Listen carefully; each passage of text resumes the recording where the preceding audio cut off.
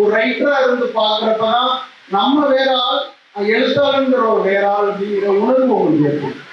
நீங்க இல்ல எழுத்தாளர், உங்களுக்கு வெளியே இருக்கிற ஒரு சுழ குடும்பம் தான் எழுத்தாளர்.